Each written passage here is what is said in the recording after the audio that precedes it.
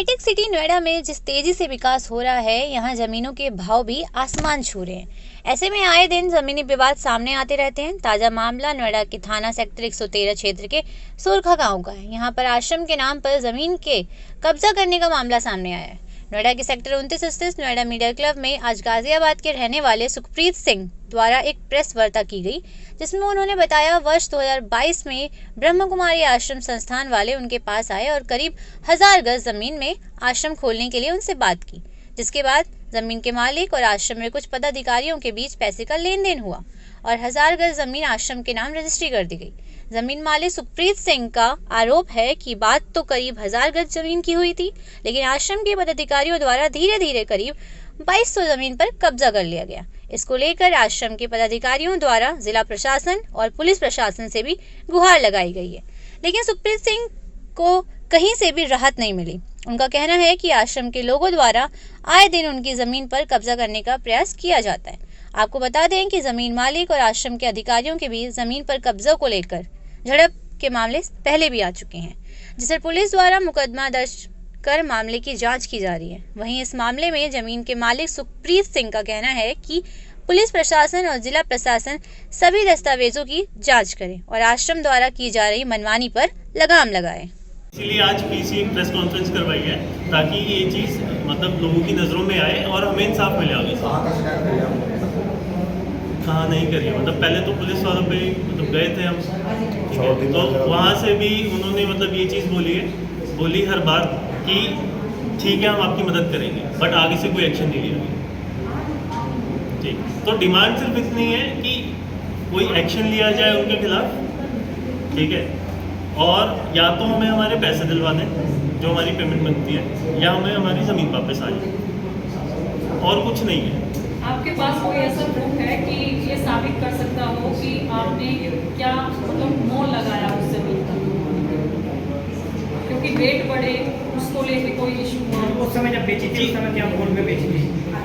जी, मोल तो बहुत कम था उस टाइम, क्योंकि आश्रम के लिए बेच रहे थे हम, ठीक है। उस टाइम हमने 17,000 रुपये गज के हिसाब से बेची थी, जबकि वो ज़मीन ईजिली अगर हम बेचने जाते तो 25,000 30,000 रुपये गज बिक जाती, क्योंकि जस्ट उसके सामने एक प्रोजेक्ट स्टार्ट होने वाला था काउंटी का, आइवरी काउंटी के नाम पे वो प्रोजेक्ट चल रहा है। तो ये बात तो हर किसी को पता थी कि वहाँ प्रोजेक्ट स्टार्ट होगा और ज़मीन के रेट बढ़ेंगे, ठीक है।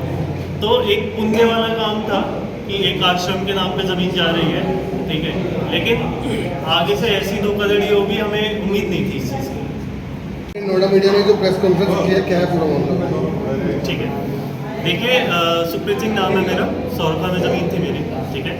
हमने ब्रह्म कुमारी आश्रम को ज़मीन दी जो कि 1 बीघा थी। उन्होंने हमसे डिमांड की कि हमें 1 बीघा और चाहिए, और हमसे समय लिया 6 महीने कि हम 6 महीने आपको 6 महीने में आपको पूरी पेमेंट कर देंगे, ठीक है।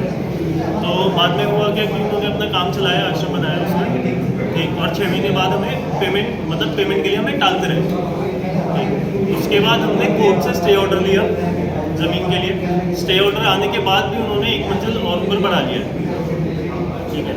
तो अभी सिर्फ इतनी सी मांग है हमारी कि हमें इंसाफ मिल जाए, या तो उनसे हमें पूरी पेमेंट मिल जाए, ठीक है, या वो हमें हमारी ज़मीन वापस कर दें। सिर्फ 1 बीघे की रजिस्ट्री है उनके पास और 2200 गज पे उन्होंने कब्जा करा हुआ है, ठीक है, और लमसम 3.5 करोड़ की पेमेंट बनती है, जिसमें उन्होंने 88 लाख रुपये हमें दिए सिर्फ। आश्रम वालों का कहना है कि आप लोग गलत हैं और वो सही है, उन्होंने पूरी पेमेंट कर दी है, आप लोग अब क्या कहते हैं अलग से पैसे की डिमांड कर रहे हैं, इस तरह के अलग अलग आरोप लगा रहे हैं, उसमें क्या कहना है? जी देखिए, अगर आश्रम सही होता, ठीक है, तो हमने इनके हेडक्वार्टर में भी बात करी माउंट आबू, ठीक है।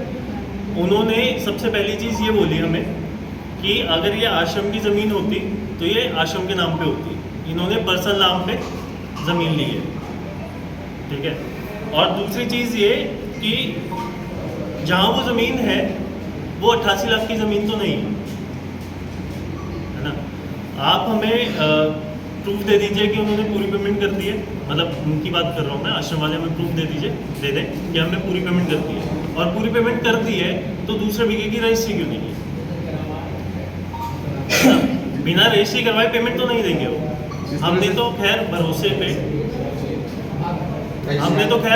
पे उन्हें ज़मीन दे दी, काम करने दिया, क्योंकि हमारे रिश्तेदार जो बहनोई हैं उनकी जान पहचान अच्छी थी वहाँ पे तो जिस तरह से अपने आश्रम की।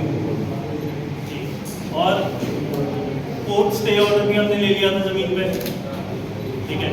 उसके बाद भी इन्होंने एक मंजिल और बना लिया कोर्ट स्टे ऑर्डर के बाद भी, ठीक है। सितंबर 2023 की बात है जब ऑर्डर आ गया था।